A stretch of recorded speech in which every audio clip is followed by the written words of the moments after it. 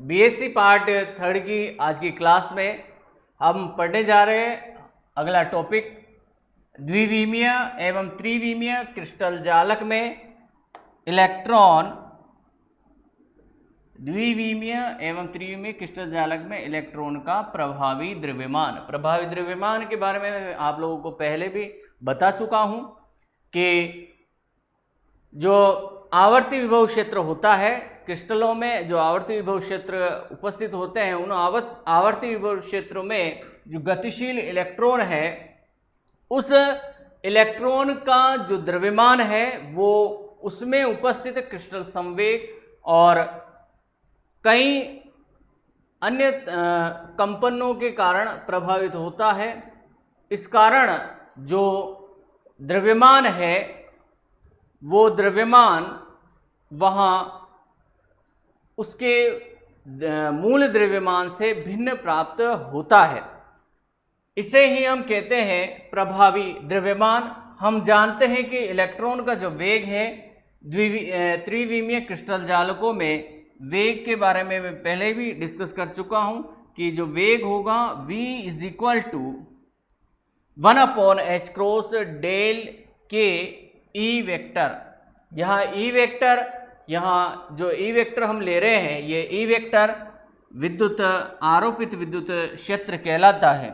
और del operator को हम सभी जानते हैं, del operator del by del के एक्स, डेल बाई डेल के वाई, डेल बाई डेल के जेड के रूप में रहेगा। के संचरण नियतांक होता है जो एक्स वाई और जेड डायरेक्शन के अकॉर्डिंग है। अब जो हमारे पास इक्वेशन फर्स्ट है, इस इक्वेशन फर्स्ट का विद रेस्पेक्ट टू टी हम इसको डिफरेंशिएशन लेते हैं तो dv by D T 1/h cross del के del D E vector upon D T के रूप में हमारे पास इसका जो है अवकलज हमें प्राप्त होता है। ये इक्वेशन नंबर 2 हमें यहाँ फाइंड आउट होती है। इक्वेशन नंबर 2 के बाद हम देखते हैं, चूंकि हम जानते हैं कि D E upon D T जो यहाँ विद्युत क्षेत्र में परिवर्तन की दर है वो बल और वेग के गुणनफल के, यानी कि वेग और जो बल है इनके अदिश गुणनफल के बराबर होती है। इसे देते हैं हम इक्वेशन नंबर 3। यहाँ जो F वेक्टर है ब्लॉक इलेक्ट्रॉन पर आरोपित बल कहलाता है। समीकरण 1 से जो मान है dv अपॉन dt ये रहा v का, ये समीकरण 1 से मान हम यहाँ समीकरण 3 में रखेंगे तो de upon dt is equal to f 1/h cross del के ई वेक्टर के रूप में हमारे पास ये इक्वेशन यहाँ फाइंड आउट होती है। अब यहाँ जो अदिश गुणनफल है उसके गुणधर्म से हम यहाँ पर f वेक्टर को अंदर की तरफ लेकर के जाते हैं तो d upon D T 1/h cross f vector dot del E vector के रूप में हमें इक्वेशन नंबर 4 यहाँ फाइंड आउट होती है।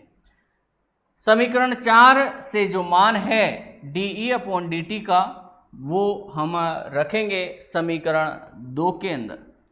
तो समीकरण 4 से मान समीकरण 2 में रखने पर dV upon dt 1/h cross del के 1/h cross f vector dot del के ई वेक्टर के रूप में हमें यहाँ इक्वेशन फाइंड आउट होती है।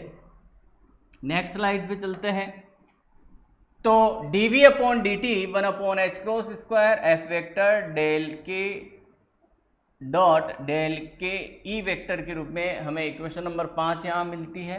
f vector is equal to m, यानी कि f is equal to m a लेते हैं तो f is equal to m a की जगह हम जो है वेग में परिवर्तन की दर ले रहे हैं तो 1/f is equal to dV upon dt is equal to 1/m star. यहाँ जो m स्टार है ये कहलाता है उस इलेक्ट्रॉन का प्रभावी द्रव्यमान। यहाँ से 1/m star is equal to 1/f dV upon dt ये हमें फाइंड आउट होती है इक्वेशन नंबर 6। इस इक्वेशन नंबर 6 में इक्वेशन नंबर 5 से वैल्यू रखते हैं तो 1/m star is equal to 1/f dot 1/h cross f vector del E vector के रूप में यहाँ हमारे पास इक्वेशन ये मिलती है। यहाँ एफ वेक्टर से एफ वेक्टर कैंसिल होगा और ये इक्वेशन हमारे को यहाँ फाइंड आउट होती है।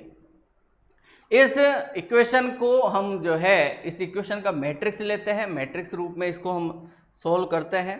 तो इसका जो मैट्रिक्स तैयार होता है वो ये मैट्रिक्स होगा 1/m star 1/h cross square, और 1/1 जो है हम x, y और z के पद लेते जाएंगे। तो del square E upon del के एक्स, फिर del square E upon del के एक्स डेल के वाई के रूप में आएगा, del square E upon del के एक्स डेल के जेड के रूप में आ जाएगा।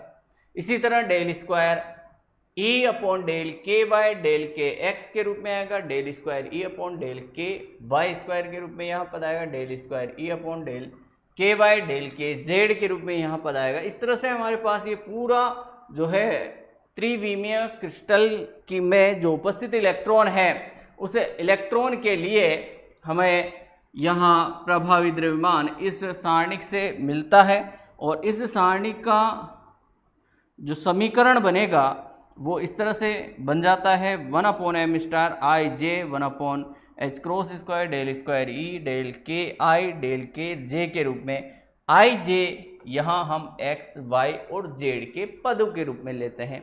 तो ये था हमारा त्रिविमीय द्विविमीय हो उन क्रिस्टल जालकों में कि इलेक्ट्रॉन का जो प्रभावी द्रव्यमान क्या होगा, कैसे फाइंड आउट करेंगे। तो ये मेथड हमारा रहता है। आज की क्लास में हम इतना ही पढ़ेंगे। नेक्स्ट क्लास में हम नेक्स्ट टॉपिक लेकर के आएंगे। तब तक आप चैनल को लाइक एंड सब्सक्राइब करते रहें। Thank you.